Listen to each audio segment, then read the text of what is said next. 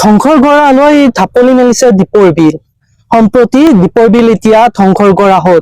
এফালে যদি elephant corridor নিৰ্মাণৰ বাবে কটা হৈছে শ গছ, আনফালে সমগ্ৰ গুৱাহাটী মহানগৰীৰ আৱৰ্জনাৰ স্থল হৈ পৰিছে এই দীপৰ বিলৰ বুকু। কিয়নো গুৱাহাটী মহানগৰীৰ কৃত্ৰিম বানে অতুৱাই লৈ অহা সমগ্ৰ মহানগৰীৰ আৱৰ্জনাবোৰ উটি আহি এতিয়া জমা হৈছে এই দীপৰ বিলৰ বুকুত, যাৰ ফলত প্ৰদূষিত হৈ পৰিছে দীপৰ বিল। সৌন্দৰ্যৰ অনন্য আকৰ কঢ়িয়াই মহানগৰীৰ গাতে লাগি থকা মনোৰম দীপৰ বিল এতিয়া অস্তিত্বৰ সংকটত। কিছু বছৰ আগলৈকে বিলখনৰ চৌপাশৰ লোকসকলে মাছ কাছৰে উভয় নদী বিলখনক কেন্দ্ৰ কৰি জীৱন নিৰ্বাহ কৰি আহিছিল। জলজ প্ৰাণী আৰু উদ্ভিদেৰে ভৰি থকা বিলখনৰ কাষাৰীয়া অঞ্চলসমূহত খেতি বাতিৰেও আছিল জীৱন ধাৰণৰ এক সুন্দৰ পৰিৱেশ। কিন্তু সম্প্ৰতি বিলখনৰ বিভিন্ন স্থানত বেদখল চলি থকাৰ গুৰুতৰ অভিযোগ উত্থাপন হৈ আহিছে। এতিয়া আকৌ বিভিন্ন নলা নৰ্দমাৰে সমগ্ৰ মহানগৰীৰ আৱৰ্জনা উটি ভাহি ভৰি পৰিছে বিলৰ বুকুত, যাৰ ফলত ঘোলা পানীৰে কলুষিত হৈ পৰা বিলখনৰ বুকুত কমি আহিছে জলজ প্ৰাণী আৰু উদ্ভিদ। এতিয়া বেদখল আৰু আৱৰ্জনাৰ বাবে বিলখনক কেন্দ্ৰ কৰি জীৱন নিৰ্বাহ কৰি অহা কাষাৰীয়া লোকসকলৰ ওপৰত ইয়াৰ ব্যাপক নেতিবাচক প্ৰভাৱ পৰিছে। দীপৰ বিলখন যিহেতু ৱাইল্ড লাইফ চেঞ্চুৰী আৰু Ramsar site, wild life century হিচাপেও দীপৰ বিলখনক কোনো আৱৰ্জনা বা যিকোনো এনেকুৱা বেয়া বস্তু পেলাব নোৱাৰে, বা ৰামচাৰ ক্ষেত্ৰ হিচাপেও যে ৱেটলেণ্ড কনজাৰ্ভেশ্যন ৰুলতো এই কথাটো স্পষ্টভাৱে আছে যে কোনো ধৰণৰ ৱেষ্ট সেই কৰিব নোৱাৰে। কিন্তু দীপৰ বিল এনেকুৱা হৈছে যে বিশেষকৈ GMC কৰ্তৃপক্ষ বা GMDA কওঁ বা যিখিনি বিভাগীয় কৰ্তৃপক্ষ আছে তেখেতসকলৰ কাৰণে ডাম্পিং গ্ৰাউণ্ড স্বৰূপ হৈ গৈছে। আজি কোনো ধৰণৰ এই জাবৰৰ দীপৰ বিলত নাহা বা বেয়া পানীৰ নেপলৰ কোনো ধৰণৰ ব্যৱস্থা এতিয়ালৈকে তেখেতসকলে কৰিব পৰা নাই। ইভেন মহামান্য সেউজ ন্যায়াধিকৰণে যিটো Rohit Choudhury versus union of ইণ্ডিয়াৰ যিটো কেছ আছিলে, তো তাতো সেইটো কৈছিলে যে ৱেটলেণ্ড কনজাৰ্ভেশ্যন ৰুল ফ্ল' হ'ব লাগিব, দীপৰ বিলখন কনজাৰ্ভ হ'ব লাগিব। তো এক কথা যদি ক'ব যাওঁ সেউজ ন্যায়াধিকৰণৰ যিটো আছিলে নিৰ্দেশনা আছিলে, সেইটো তেখেতসকলে অমান্য কৰিছে, ভায়লেশ্যন কৰিছে। ইতিমধ্যে মই শেহতীয়াভাৱে এই ক্ষেত্ৰত আপোনাৰ চিফ ৱাইল্ড লাইফ ৱাৰ্ডেন আৰু Assam member secretary Assam state wild অথৰিটিকো মেমৰেণ্ডাম দিছোঁ। আৰু শেহতীয়া আমাৰ যিহেতু এটা ৰাজহুৱা স্বাৰ্থজনিত আবেদন চলি আছে মহামান্য উচ্চ ন্যায়ালয়ত, তো এই কথাটো এতিয়া মই দৃষ্টিগোচৰ কৰিছোঁ। নেক্সট যিটো শুনানি হ'ব তাতে এই কথাটো আহিব। কিন্তু মূলতঃ দীপৰ বিল জাবৰেদি ভৰি যোৱাৰ মূলতে হ'ল যিটো ড্ৰেইনিং ছিষ্টেম দীপৰ বিলত কানেক্ট কৰিছে মৰা ভৰলু, বশিষ্ঠ, বাহিনী, পামহি নদী দি। আৰু শেহতীয়াকৈ চেণ্ট্ৰেল পলিউশ্যন কণ্ট্ৰল বৰ্ডৰ যিটো এটা সমীক্ষাত পামহি নদী পলিউটেড ৰিভাৰৰ লিষ্টতো আহিছে। তো পামহি নদী দীপৰ বিলৰ লগত ডাইৰেক্ট সংযোগ হৈ আছে। আল্টিমেটলি দীপৰ বিলৰ গোটেই পানীখিনি প্ৰদূষিত হৈছে বা কণ্টামিনেশ্যন হৈ গৈছে। গুৱাহাটী যেতিয়া কৃত্ৰিম বানপানী হয়, সেই কৃত্ৰিম বানপানীয়ে গোটেই জাবৰবিলাক কি লৈ আহে, এই নদীকেইটাত লৈ আহে। এই নদীকেইটাই বৈ আহি দীপৰ বিলৰ ডাইৰেক্টলি প্ৰত্যক্ষভাৱে পৰি আছে আৰু দীপৰ বিল গোটেই আৱৰ্জনাময় হৈ গৈছে। সেই যোনফালেদি গুৱাহাটীৰ লিংকেজটো আছে পামহি নদী, তাত কোনো ধৰণৰ জলজ উদ্ভিদ নাই। তো আমি যদি চাওঁ হাজাৰ হাজাৰ জলজ উদ্ভিদ দীপৰ বিলৰ পৰা এতিয়া নোহোৱা হৈ গৈছে, যাৰ কাৰণে কি হৈছে হাতীৰ খাদ্য নোহোৱা হৈ গৈছে।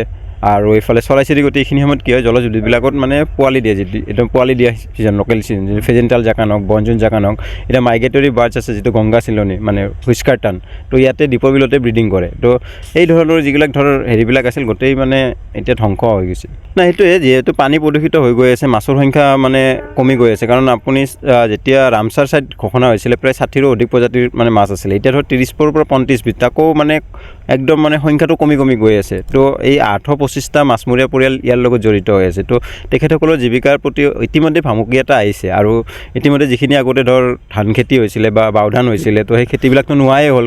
তো খেতিয়কবিলাক অলৰেডি হ'লে চাফাৰ হ'লে, এতিয়া খালি মাছমৰীয়াখিনিও লাহে লাহে একেবাৰে দুৰ্ভোগত ভুগিব লাগিব কিছুদিন পাছত। কেৱল এয়াই নহয়, বেদখলে বিলখন সংকুচিত কৰি পেলোৱাৰ সমান্তৰালভাৱে প্লাষ্টিক অথবা জাবৰ জোঁথৰে বিপন্ন কৰি পেলাইছে মনোৰম দীপৰ বিলৰ অস্তিত্ব। ৰজাঘৰীয়াই বিলখনৰ পাৰতে ডাম্পিং গ্ৰাউণ্ডৰ নামত ট্ৰাকে ট্ৰাকে আৱৰ্জনা কঢ়িয়াই আনি পাহাৰ সদৃশ দম কৰি ৰখাৰ ফলতো সাংঘাতিক ধৰণে ঋণাত্মক প্ৰভাৱ পৰিছে বিলখনৰ পৰিস্থিতিতন্ত্ৰত। এনেদৰে থাকিলে কিছুদিনৰ ভিতৰতে বিলখনে নিজৰ অস্তিত্ব হেৰুৱাই পেলাব বুলি উদ্বেগ প্ৰকাশ কৰিছে কাষাৰীয়া লোকসকলে। আনহাতে উন্নয়নৰ নামত কাটি পেলোৱা হৈছে বিলখনৰ পাৰত সেউজীয়া সৌন্দৰ্যৰ আকৰ কঢ়িয়াই থকা শ শ পুৰণি গছ। অতি শীঘ্ৰেই প্ৰশাসনে বিলখন সংৰক্ষণৰ প্ৰতি বিজ্ঞানসন্মত দীৰ্ঘম্যাদী ব্যৱস্থা গ্ৰহণ নকৰিলে কিছু বছৰ পিছতে এই বিলখন থাকিবগৈ নে নাই সেয়া এতিয়া কোটিটকীয়া প্ৰশ্ন। আমাৰ পৰিৱেশৰ সমস্যাটো বহুত হৈছে। ডাম্পিং ডাউন হোৱাৰ পৰা আপোনাৰ গোটেই আমাৰ পৰিৱেশটোৱে নষ্ট হৈ গৈছে। গোটেই পামহি অকল দিয়চোতাল চকৰদৌ এইটো গোটেই এৰিয়াই বৰাগাঁও তৰাগাঁও গোটেই একেবাৰে শেষ হৈ গৈছে। এতিয়া আপুনি গধূলি বতাহ মাৰিলেতো যিফালে বতাহ মাৰি সেইফালে দুৰ্গন্ধ হয়। ঘৰৰ ভিতৰত সোমালে আপোনাৰ থাকিবই নোৱাৰে, ইমান দুৰ্গন্ধ হয়। এতিয়া আমিতো কিবা কিবি কৰি আছিলোঁ, কিন্তু ডাম্পিং ডাউনৰ কাৰণে আমি লাগি আছিলোঁ প্ৰমোদৰ লগতে আমি, কিন্তু এতিয়া সেই কামটো এতিয়া সম্পূৰ্ণ নহয়। গম পাইছেতো কেছটো চলি আছে। এইটো এতিয়া চৰকাৰে উঠাই নিবলৈ নিবিচাৰে।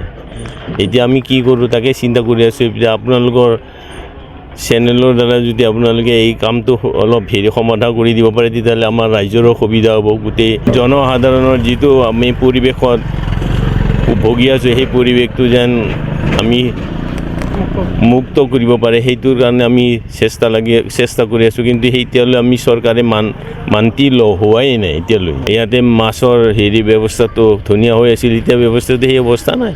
পানীৰ লেতেৰা চব এচিড জাতীয় বস্তু আহে, সেইকাৰণে এতিয়া মাছ মাংস চব এতিয়া খাবতো নোৱাৰি। মাছ মানুহে দুই এটা খাই দিয়কচোন, তো খালেওতো কি হ'ব? খোৱা মানে নিজৰ কাৰণে স্বাস্থ্যৰ কাৰণে অসুবিধা হৈ গৈছে। মিৰ্জাৰ পৰা সুনীল চান্দ্ৰাজৰ ৰিপৰ্ট, প্ৰাতঃ টাইম ডিজিটেল। শদিয়াৰ পৰা ধুবুৰীলৈ, বৰাকৰ পৰা ব্ৰহ্মপুত্ৰলৈ সকলোৰে মাজত চিনাকি এটা নাম প্ৰাতঃ টাইম। থলুৱা ভাষা, কৃষ্টি আৰু সত্য বাতৰিৰ আধাৰত প্ৰতিষ্ঠিত খবৰ প্ৰাতঃ টাইমৰ প্ৰতিটো বা বাতৰি পুংখানুপুংখভাৱে চাবলৈ Facebook, YouTube, website, Twitter, Instagram আৰু ব্লগাৰ পেজত লাইক আৰু ফ'ল' কৰক।